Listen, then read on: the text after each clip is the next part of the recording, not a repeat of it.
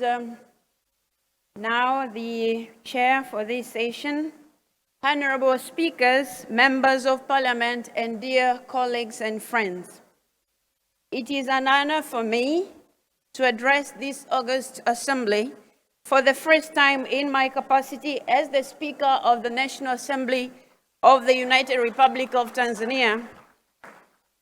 Having assumed this position a few months ago, or 2 months to be more precise, please accept warm wishes from the members of Parliament of Tanzania. We are gathered here today at a time when the planet Earth stands at a perilous point.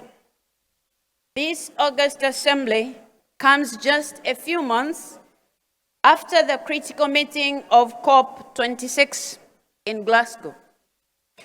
The world is reeling from the devastating effects of COVID-19 pandemic.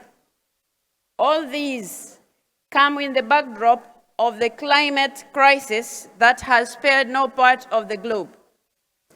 As we reflect on how we can together build back better, let us seize this moment to discuss the critical role of parliaments to support governments in achieving net zero to save the planet.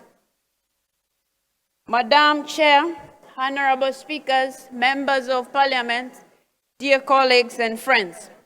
7 years ago, in the landmark Paris Agreement, countries made commitments to address the vagaries of climate change through various measures: adaptation, mitigation, loss and damage, financing, and developing nationally determined contributions.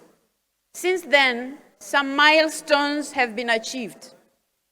However, the threat to planet Earth remains huge and real. As fast as the click of the clock, we have witnessed the surging of the consequences of the climate crisis: severe floods, prolonged droughts, sea level rise, declining crop yield, food insecurity, all of which have adversely affected human lives. It was against this backdrop that COP26 was held in Glasgow. Given the importance of that meeting, the United Republic of Tanzania was represented at the highest level by Her Excellency, the President, Madam Samia Suluhu Hassan. The President shared Tanzania's efforts in addressing climate crisis and reaffirmed our country's commitment to attain net zero.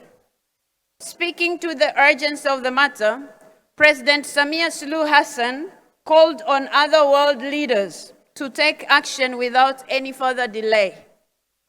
Indeed, in that meeting, it became crystal clear: the world is at a tipping point. Our failure to act timely means failure to preserve planet Earth for our generations, but also future generations. Madam Chair, honorable speakers, members of parliament, and colleagues, one of the areas that are still lagging behind to attain our set objectives is climate financing. At this point in time, parliaments have to take their rightful position, particularly in achieving net zero.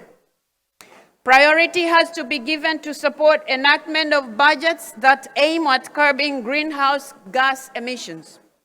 In my own native country of Tanzania, the parliament has undertaken an historic position in approving the construction of a huge hydropower dam to meet the country's energy needs sustainably. It has also approved budgets for the development of a rapid transport system and construction of a standard gauge railway, all of which will further enhance the country's commitment to using clean energy to reach the long-term objective of attaining net zero. There is no doubt that national parliaments have a huge role to play in their own countries in combating climate change. Additionally, international partnership will be absolutely critical. To fully address the climate crisis of our time, we need to bring disjointed efforts together and forge new partnerships.